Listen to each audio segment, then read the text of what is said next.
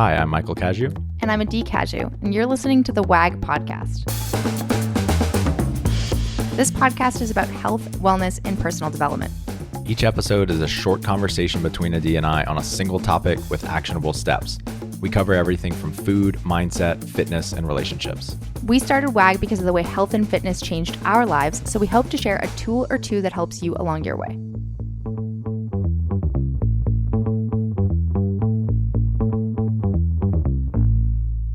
What's up, Adee? Hey, babe. Guys, today we're going to talk about getting pregnant. If you don't already know, we just posted about this on social media, so it's official. We're having a baby. Yeah, we're having a baby. I am 16 weeks pregnant tomorrow. And either any minute now, hopefully any minute now, but at the very least, any day now, we're going to find out the gender, and we're fucking so excited. Yeah, so excited. I feel like that's going to be the moment where things for us become way more real and we can start imagining what life is going to be like. We only have girl names, so if it's a boy, we can go one boy name. We can go to the brainstorming board and start getting a couple more boy names just to toss around. But yeah, I'm so excited to find out if we're having a boy or a girl.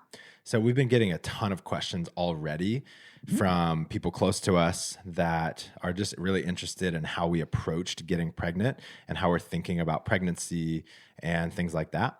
And so we're going to do a whole episode on sort of the whole year leading up to us finding out that we got pregnant, because we were, as you might imagine, if you know us at all, you know that we were pretty intentional about this. We planned it as much as one could. Yeah, as much as you can plan something that is impossible to plan. But a lot of people, even when we did share on social media, laughed about how they knew this was coming, because for the past year, Michael's been really interviewing a lot of people about parenting and about this topic in general on the Brute podcast. We've been talking about these types of topics on this podcast. So I think it was not so subtle that we were in preparation mode for this moment. Yep.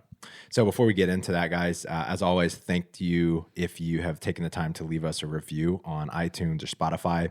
If you haven't done so, we would really appreciate it. Head over to iTunes, leave us a quick review, let us know how we're doing.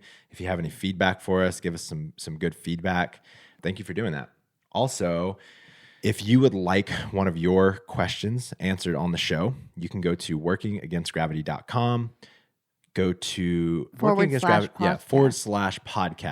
Go down to the start recording button and leave us a nice concise message with your name, where you're from, and the message. It can be anything pertaining to nutrition, fitness, personal development, relationships, anything you want our opinion on. Leave a question there and we will answer it here on the show. Yeah, definitely. So let's get into this. So let's talk about how let's go back about a year. What were the first things that we started to do as we were preparing for and talking about starting a family? The first thing that we started to do. So outside of really having conversations about it and what's the right time, I think we went back and forth a bunch. You were pushing for a little bit later. I could be cool with like 5 years from now. I think I started this conversation the year we got married. So this was in 2016, not just a year before we got pregnant, but in 2016, I was basically already pushing like, when do you think that this might happen? We're both pretty certain that we definitely wanted to have a family. I mean, I'm definitely one of those people who grew up dreaming about being a mom. Same here. I grew up not about being a mom, but being a dad. Yeah, you grew up dreaming about being a dad. I know that there's a lot of people out there. Mom. There's a lot of people out there that are on the fence about the idea in general. So I think we were already certain about that this is something that we wanted to embark on, and it was just about timing. And really, you just chipped away at me. I did. You know, I had some pretty strong resolve.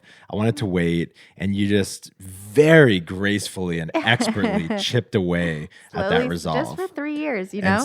And so about a year and a half ago, we got pretty clear that, okay, we're going to be ready like really soon, possibly in the next year. And I think something that tipped the scale in the favor of that was that you had left Brute and you came over to Working Against Gravity full time and helping me at work here gave me a lot of safety and security around being able to make this happen and being able to transition gracefully into motherhood and going through the postpartum phase of how we're going to manage work at the same time. So it kind of reached a place where all of that was really comfortable. You were well in that space, and we're pretty solid here in Austin. Mm-hmm. We have built a community of friends, and I think that all of that combined started making it feel like it was the right time for us. Mm-hmm.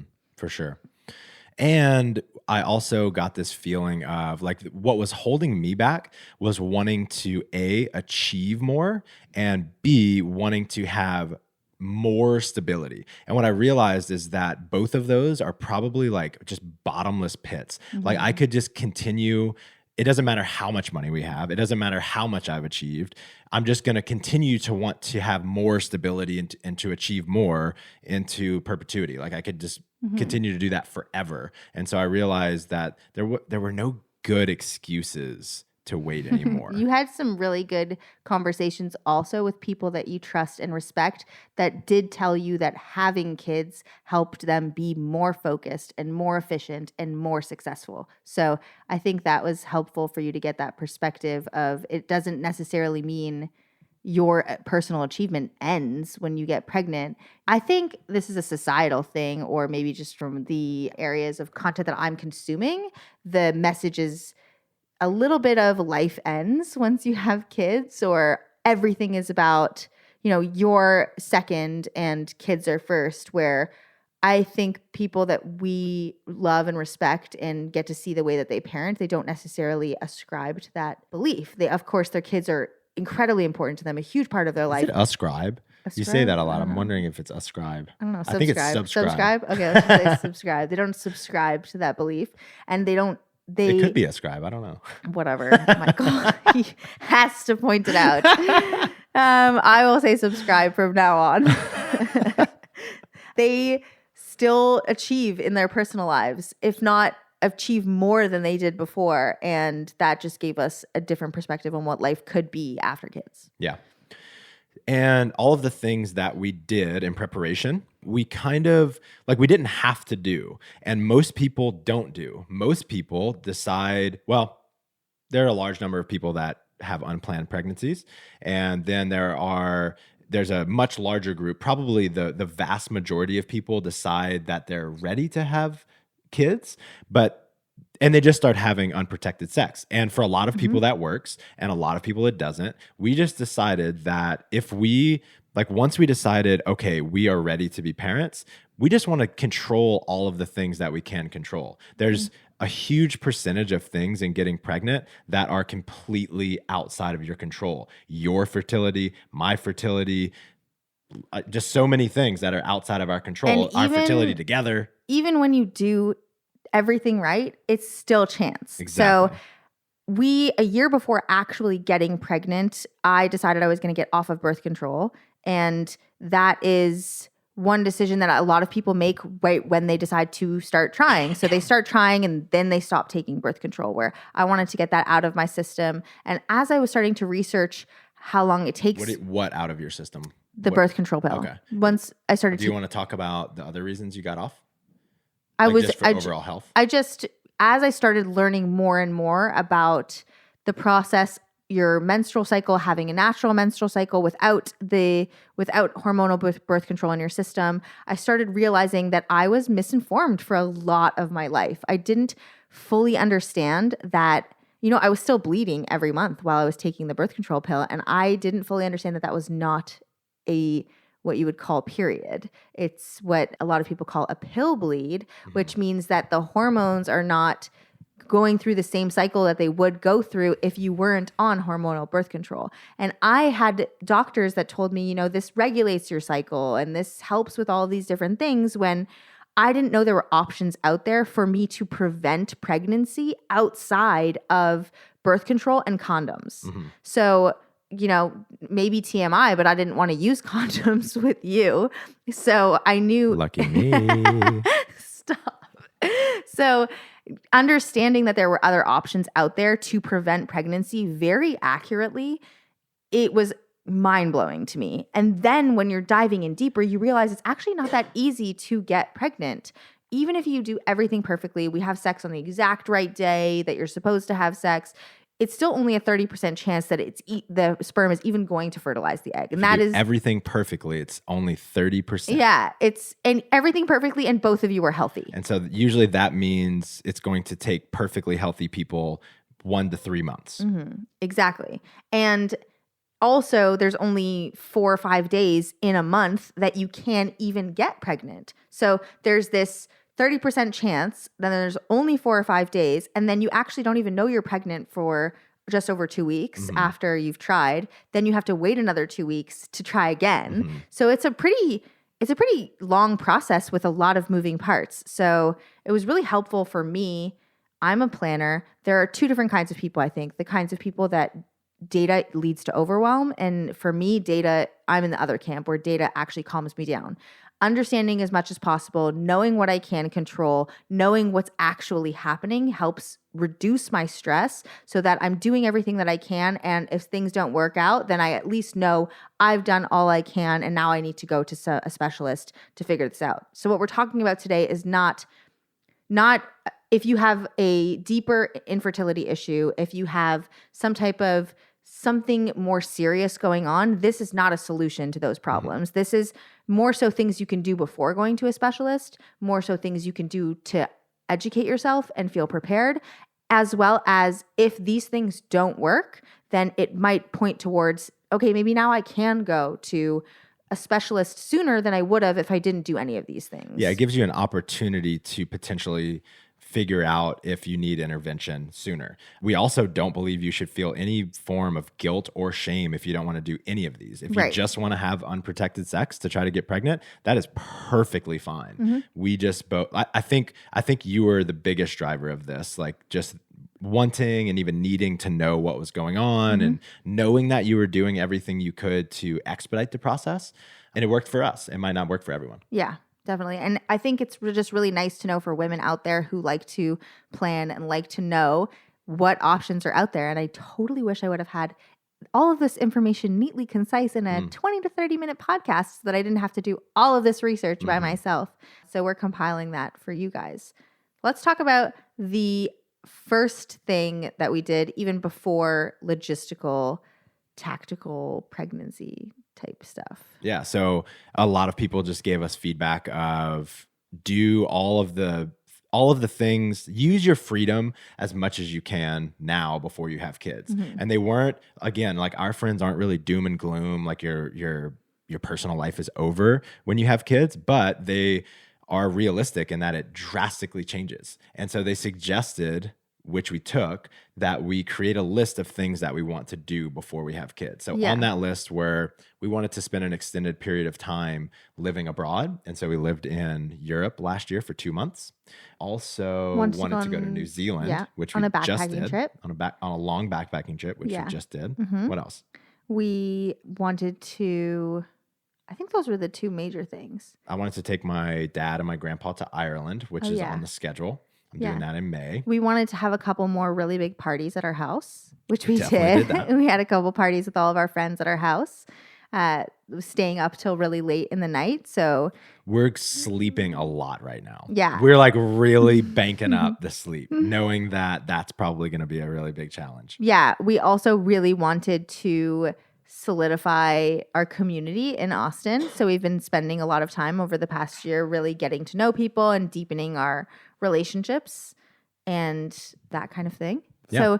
So I really truly feel, and then on top of that, of course, we want to feel stable at work financially and at least like we are in a good place to reduce any stress around that area of our life, which a lot of that is outside of our control, but as much as we possibly can, so that when the baby gets here, that we're not going to look back and think, what if we should have, I wish I did.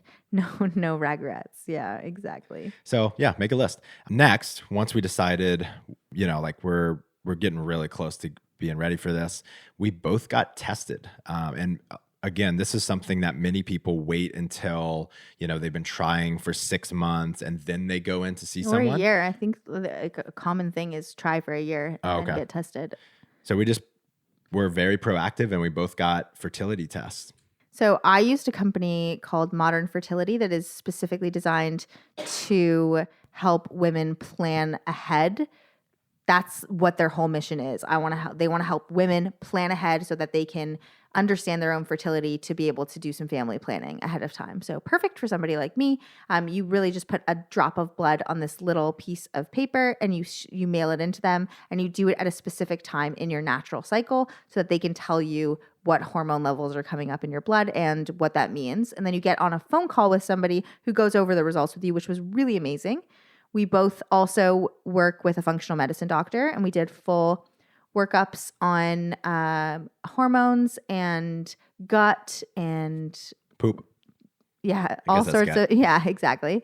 All the full body workup on if there was anything glaring that we should be concerned about.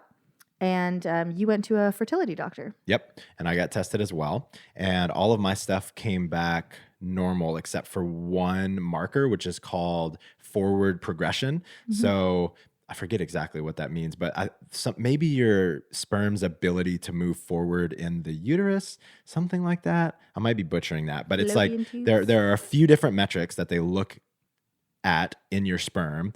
One of mine was below average. So he said to me, the doctor that I met with said that I could end up getting pregnant really quickly, or it could end up taking me a while. It could end up just taking me a little bit longer. That was his general idea. So his suggestions to me were that I really limit any substance use. So smoking weed or drinking, like tobacco use or nicotine. He said he also recommended this lube that we'll talk about that helps with forward progression. That is specific. I think it's the only one. No, there's a couple. There's a couple brands. That are good? There's a couple brands. And we'll talk a little bit more about this lube because it's not just for forward progression of sperm. It's also for women who, when they ovulate, don't produce a lot of cervical fluid, which is actually the unsung hero in fertility, is that, not to be gross, but we're talking about getting pregnant here, the mucus that comes out around ovulation. And usually women will see that in their underwear. The most ideal is if it kind of looks like egg whites. So there's some women out there that are ovulating, but they're not producing that mucus. And that mucus is kind of like what that lube does, which helps actually get the sperm to where it needs to go. Cool. So I got results as well. And when I got my hormone results back, I actually had some I've actually had a little bit of an underactive thyroid. I've known this for a really long time. Every time I've gotten tested, I've just been a little bit, my TSH levels have been a little bit high. Everything else has been completely normal, like free T3 and T4 for anyone who knows anything about that. And I'm asymptomatic, and it's just slightly above normal ranges. But again, kind of like what your doctor told you, they said this might make it more difficult for me to get pregnant. Mm-hmm. So that was something that we wanted to consider potentially medicating beforehand, but also definitely medicating throughout pregnancy, because your thyroid is doing the work for the thyroid of the baby, at least for the first trimester. So it's really important to have TSH levels within normal range. Mm-hmm. And just a note on doing proactive testing. When I got those results, I was surprised, because I think of myself as an extremely healthy person. I don't know of any people in my close family that have had a hard time. Well, no, that's not true. Some people have had a hard time, but it was really surprising for me nonetheless. And I was kind of scared, maybe a little ashamed, which are negative emotions. And it was kind of challenging for me for a couple of days, but mm-hmm. I talked to you about it. I talked to a couple friends. I felt really supported, and I still felt like, I was doing everything that I could. And so I felt like it was a really positive experience overall, that mm-hmm. I was really taking my side of the pregnancy as seriously as I could. And so I would really recommend it to anyone that's considering getting pregnant. Yeah. And there's some people that information, the negative emotions, would be really, really difficult to deal with. And I feel like for us, knowing allowed us to prepare. So we wouldn't have known about the loop if you didn't go, or we wouldn't have necessarily, maybe we would have had a difficult time and we would have just been like, oh my gosh, thinking the worst. But getting this ahead of time, we knew that there wasn't anything massively, glaringly wrong. And I have also people in my family that have PCOS and have had a difficult time getting pregnant. So I also had that in the back of my mind of, maybe that's something for me as well. And I see myself as also being really healthy. So just knowing what could come up for me gave me peace of mind, Mm-hmm. along with, of course, some negative things like, oh, geez, this could be an issue. Mm-hmm. So fast forward to September of last year, and we started talking about like the exact dates that we wanted to start trying. Mm-hmm. And you want to talk about how you knew those exact dates? Oh, you mean like the days of the week? Mm-hmm. So he means the when we're actually going to have sex to try and fertilize an egg. So for a year before that's a really good like seduction line. Hey, Yeah. baby, I'm thinking about fertilizing an egg right now. What do you think? Yeah, it kind of it's funny too. I mean, we could talk about how having sex to get pregnant definitely changes the dynamic of sex in that moment. It becomes like a little more transactional. It can. I mean, it did a little bit for us for sure. Mm-hmm. And a little less intimate and romantic and erotic. I'm sure it's not like that for everybody. That definitely was a little bit of our experience, led to some giggles and some awkwardness. We've gotten over it Mm-hmm. since then. So a year before we started to try, like we knew we were okay with having unprotected sex at times that I would be fertile, I started using this thing called the Daisy Tracker, and it's DAYSY. And this is a little, I don't know, looks like a teardrop shaped thermometer that you take your temperature every single morning before you get out of bed. It's really important that it's before you get out of bed, and it's getting your basal body temperature. You can't be using any cooling blankets or heating blankets that would change your body temperature. It's just your regular basal body temperature in the morning. You do this every single morning. And essentially, it's looking for trends over the month of what's happening in your hormones. So in the first phase of your menstrual cycle, your temperature is going to be low. Then you're going to ovulate. Your temperature is going to spike. It's going to stay high until you get your period, and then it's going to go back down again. And that's the cycle that should be happening every single month. If your temperature is up, down, up, down, up, down, up, down, then it could be an indication that you might actually not be ovulating, as well as not getting your period.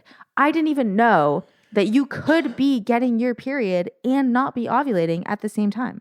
I did, I think it was 16 months in the Daisy before we actually started to try and get pregnant. Because it also tells you the days that you can't get pregnant. And so it's great birth control. So we use this to prevent pregnancy. So the way the Daisy works is when I take my basal body temperature in the morning, it's going to flash one of 3 colored lights: red, green, or yellow. For the first month, it's always going to be yellow because it's learning your cycle and how your body works. And then red means that you are fertile. Red means like stop, don't go.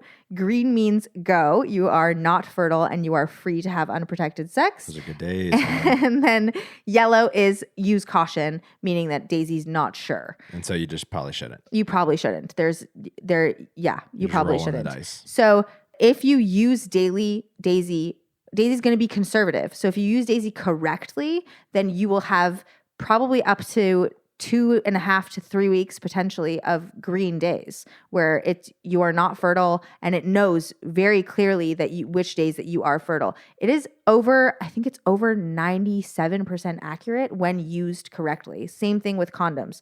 I mean, you can get pregnant using condoms if you don't use them correctly, or if you put them in a place where you're not supposed to, that type of thing. So you use Daisy correctly, it's over 97% accurate.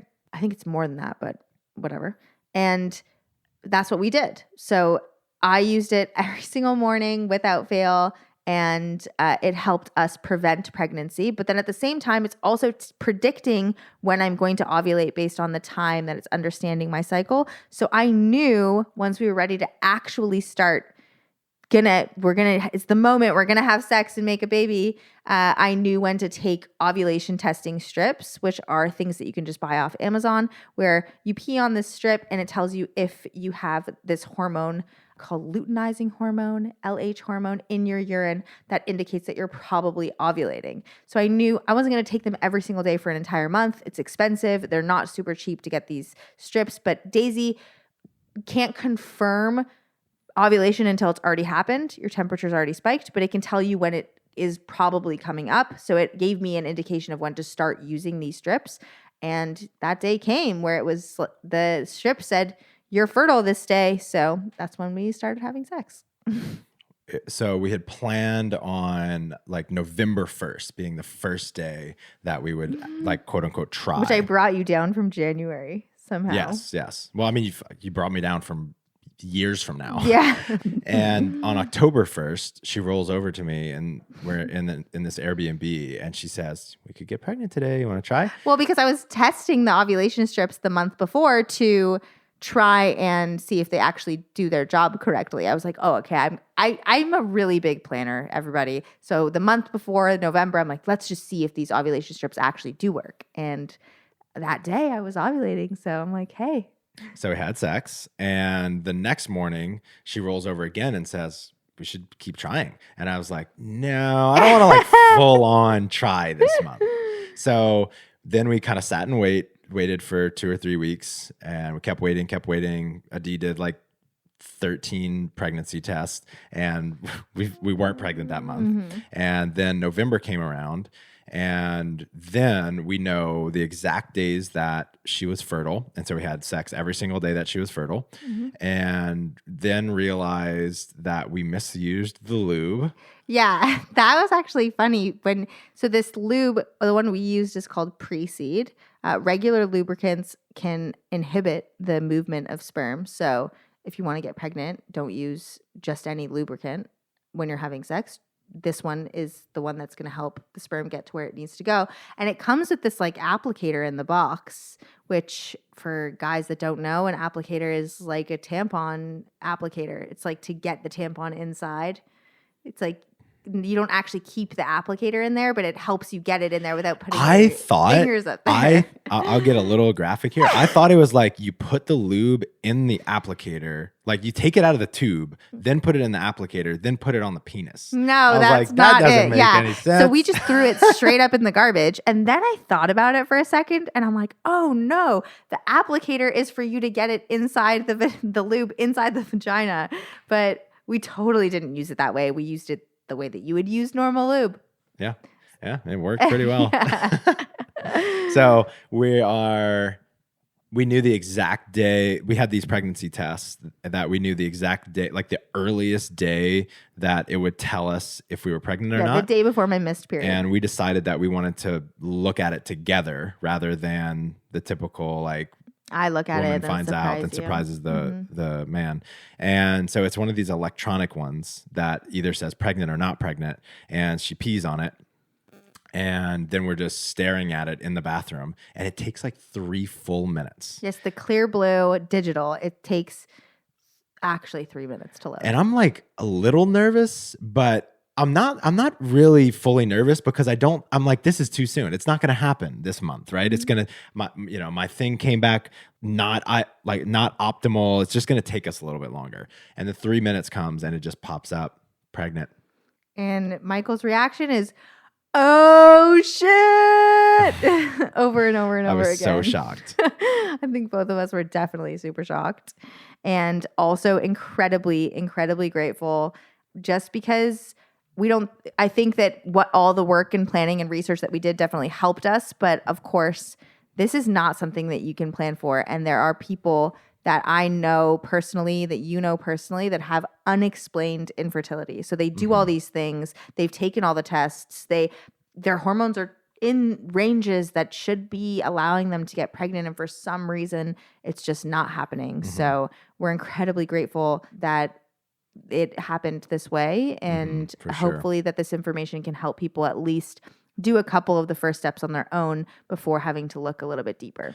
Another big factor is that like way before and you kind of started this whole thing off with this way before we actually got pregnant. You started to work on your stress levels. That's one of the biggest reasons that I moved over to work full time with you in the first place, is to take some of the responsibility and to help you prepare for being a mom. And someone gave me this really, like, throughout this really interesting idea a while back, like, what would it be like if as a country we had the option for like pre-pregnancy maternity leave, so that women could reduce their stress levels, ideally to help them get pregnant faster. Anyway, I don't know if there's any good science on that helps people get pregnant faster, but it seems to make sense. You took that on in a really big way and have continued to really manage your stress levels, because a lot of the people and the experts that we talk to have put a really big importance on your hormonal and emotional environment being really important for the baby. And I've just seen you make enormous strides in the way that you regulate yourself and your ability to say no to things that stress you out. Yeah, I've been really, really trying. There is, in pregnancy and conception, there is so much that you could be stressed about. I mean, having high TSH levels, what does that mean for the baby?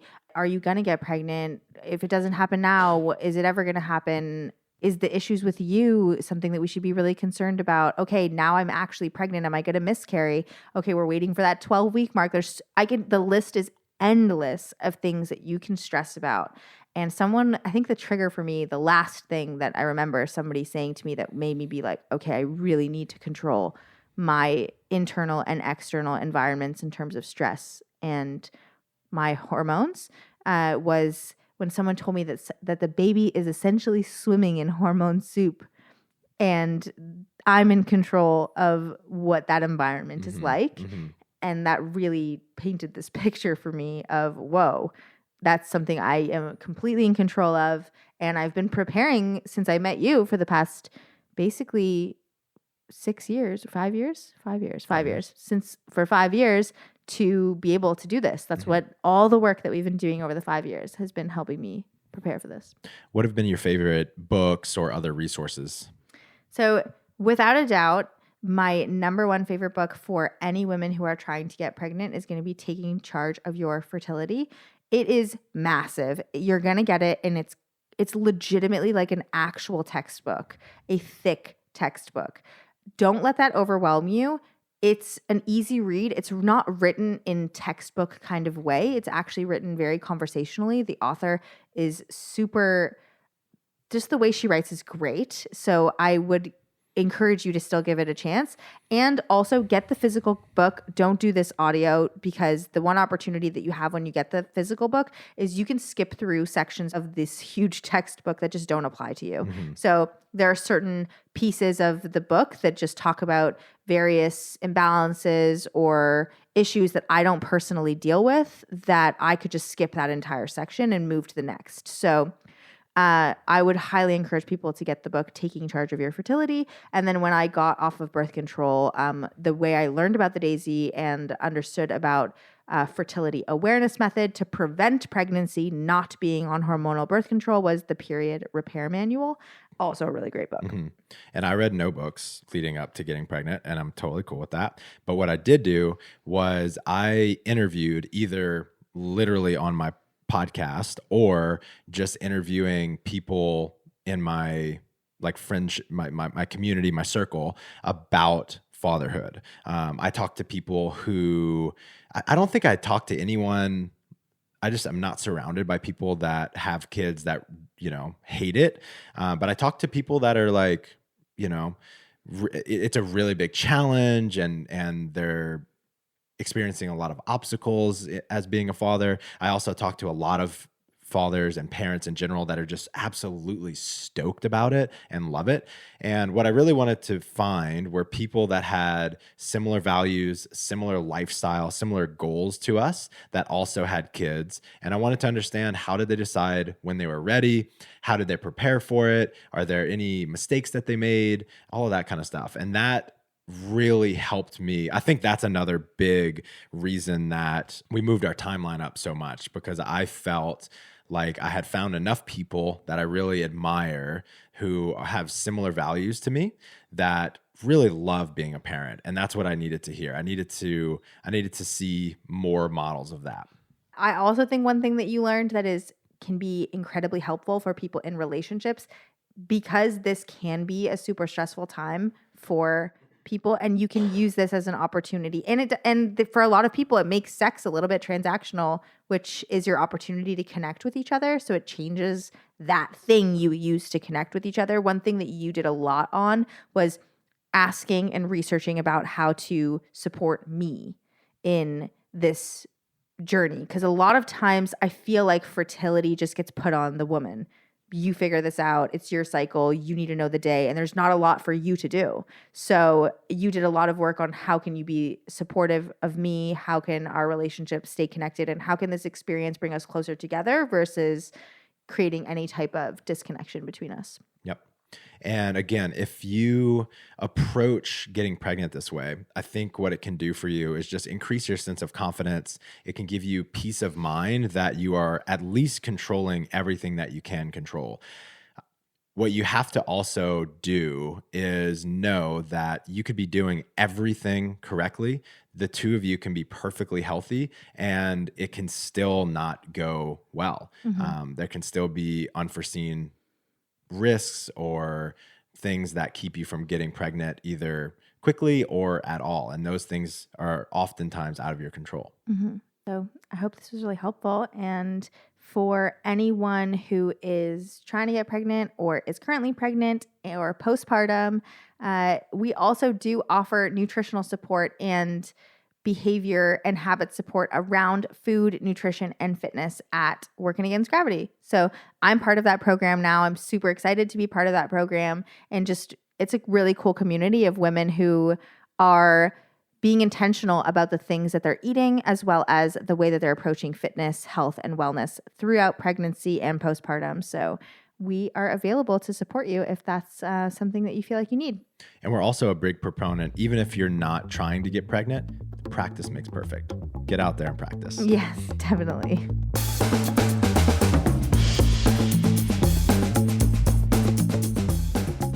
Thanks for joining us. Stay in touch by signing up for our newsletter at workingagainstgravity.com or on Instagram at workingagainstgravity. And don't forget to subscribe to us on iTunes, leave us a 5-star review, and refer a friend. We'll be back next week with another episode. Talk to you then.